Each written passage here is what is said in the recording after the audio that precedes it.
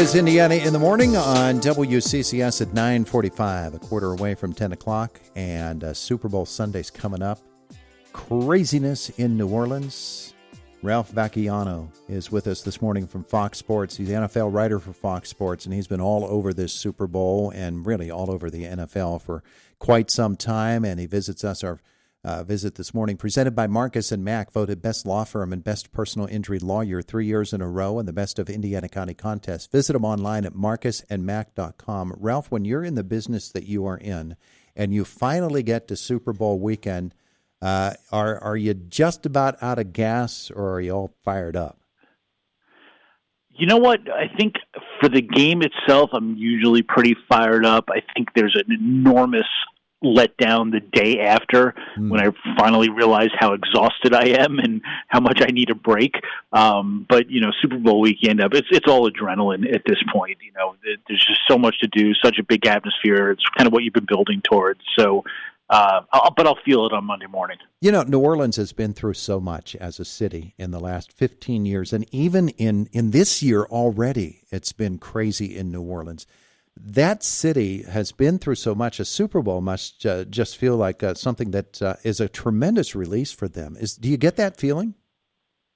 Yeah, I would think so. Obviously, they've had a lot of tragedies there over the years, and natural disasters and things. And it's such a great town, though, and I don't mean this in a bad way at all. A party town. I mean, it's fun. You go there, and there's always people smiling, and obviously drinking too, and just things going on that make a lot of people happy. So when you get a big event like this, and this many people come down to see it.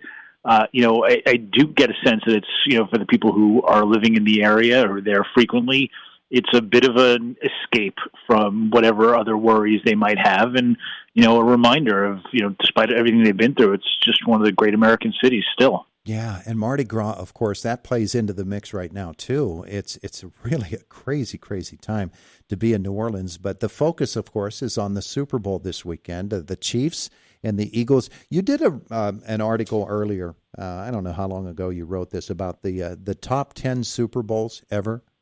And it was just fascinating for me to read that. And the Steelers ended up with two of the top 5 Super Bowls.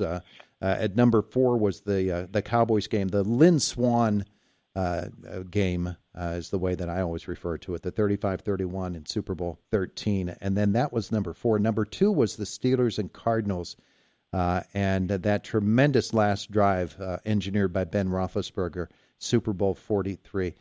For you and all of the Super Bowls that you have covered, I'm sure that there are outstanding moments in all of them. But what are the one or two great moments of Super Bowl history that really stand out for you, that really define what the game is all about?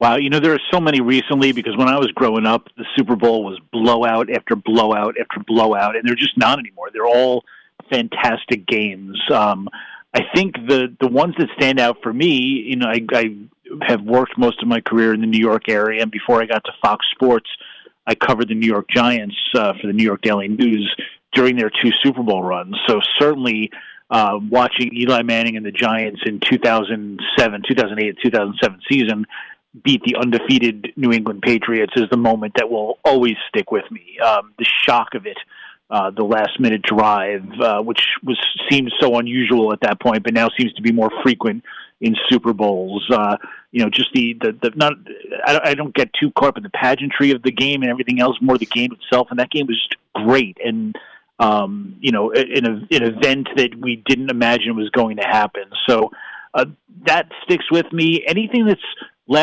those last drives, which again are becoming so frequent, they're hard to forget. I think of that Steelers Super Bowl. I can make a really good argument the Steelers-Cardinals Super Bowl is the greatest single game I've ever seen in my entire life. And I can still remember, was it Santonio Holmes with the sideline catch with his, toes barely in, and, players making great plays like that in those kind of moments. You just never forget, whether it's that or David Tyree's helmet catch or so many other things. Those are the ones that stick with you, those dramatic moments. I think it's because, not to make this a really long answer, I was always told that the measure of a championship quarterback is can your quarterback take your team down the field and win the game when the championship is on the line? And, it used to be really rare. Now it happens more frequently, but to see that actually happen in those situations is really amazing. It's interesting you say that, because I think Bradshaw gets a short shrift when we consider his career, because the Steelers were not a passing team in that day, and he did struggle early in his career. But, man, he came together in those Super Bowls, and I think of the one that you put at number 4, that Cowboys Super Bowl in Super Bowl 13, when Super Bowls were played on a Sunday afternoon. In fact, I forgot it was on that day, and I was playing hockey all afternoon long, and then that's on. I had to go home and watch that. And I think of the one, the last of the Bradshaw Super Bowls, where he hit Stallworth with those 2 long passes, and just thinking of that game and how they came through at the end of that game sort of reminds me of what the Chiefs are all about right now. We had a feeling with that last Super Bowl team with Bradshaw that was the end of an era as that game was going on. I don't think the Chiefs are there yet, but you can sort of see them sort of beginning to weaken in terms of whether or not they're going to be a dominant team again next year. The Eagles look awfully good.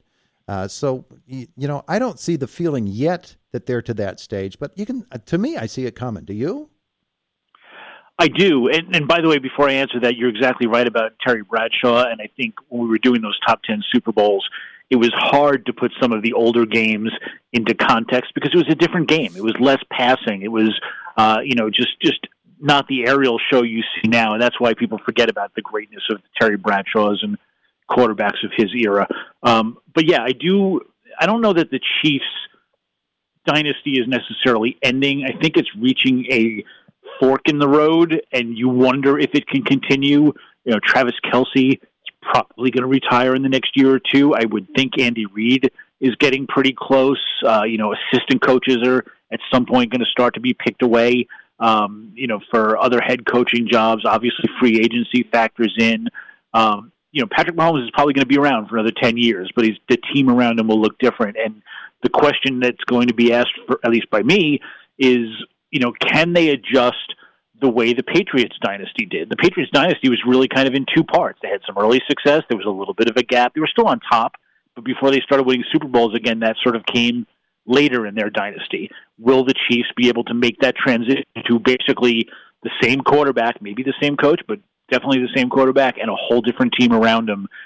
That's where they're about to get to. I think the next couple of years, there's going to be a lot of turnover there that's going to tell us whether they can have the staying power that the Patriots once did. Yeah, it's fascinating because we, of course, here in Pittsburgh, it's been a lot of years since the Steelers have had the kind of dominant team that you expected to contend for a Super Bowl. And so we keep waiting for that moment to come along, and we keep wondering, how is it that the Chiefs are able to be that good for that long, and how are they sustaining that? They're drafting lower than the Steelers are every year, and I'm sure there are a ton of fans all across the NFL say, are they that good at picking talent? Are they that good at getting guys ready for games? Obviously, something's working. Yeah, and I don't mean to make this sound very simplistic because obviously football is a complicated game, but I think the most obvious thing is they have the quarterback. You look at the Chiefs' talent base, obviously it's very good. Are there a lot of Hall of Famers on the roster with Patrick Mahomes? I'm not so sure about that.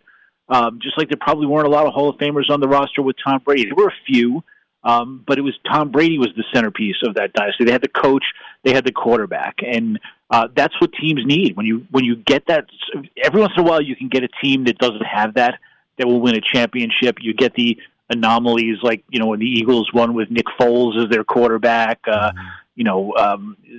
can't think off the top of my head at the moment, but there are plenty of examples of quarterbacks that you don't consider great that won a Super Bowl.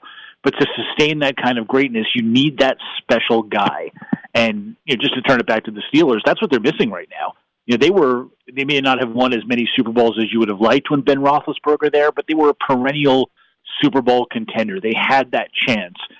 Since then, it's kind of been this search for, can they find that guy again? Once they do, yeah, they can be back on top again. It's the same for every team. There's 32 teams. There's probably 26 competent quarterbacks and probably 6 that you can consider these are really championship level guys. And when you got a guy like that, a guy like Patrick Mahomes that just seems so far above everybody else, you've got something special, and you've really got a chance to win. Yeah, that Brady fella had a little bit to do with the Steelers not winning as much as folks Yeah. would have appreciated. Are you part of the broadcast crew coming up, or the pregame for Fox? No, I'm going to be just doing some digital work, stuff on the writing side and podcasting and things like that. Pay me enough to be up there with Tom Brady and Kevin Burkhardt, unfortunately. So I'll leave the broadcasting to them. But you'll be able to find me plenty of other places, mostly online from now and all the way through the Super Bowl. What's it been like for you this week? New Orleans, I'm sure, has many, many different options than other venues might have for a Super Bowl, and I'm sure that you were able to take advantage of some, yes? A little bit, but honestly, when you get to a Super Bowl, it is mostly work for me, and it's long days, long hours. Not that anybody's crying about it for people who get sent to have to cover a Super Bowl. It's still not a bad thing, but there's media access every day, early in the morning. You're working through till late at night, so it's not the nonstop party that you think it is when you're actually working, but certainly it's a fun town where there's still plenty to do if you've got a few minutes to spare somewhere. It'd be nice if somebody just strapped on a camera and followed you around, see what your typical day is like. Ralph Vacchiano. I don't know how exciting that would be, but you never know. Well, how long do you say goodbye to your family for when you know you're going to be the Super Bowl guy? It's usually just a week. That's pretty typical. You go down the Sunday before, you come back the Monday after, so 7 or 8 days. It's not too long. Well, rest up. Sunday's going to be a big one. Ralph, thanks so much for visiting with us today. I appreciate it. Oh, my pleasure. Anytime. Have a great weekend. Thank you. You too. It is the voice of Indiana County. It's WCCS 101.1 FM, AM 1160, and WCCSradio.com. So there's Ralph Vacchiano.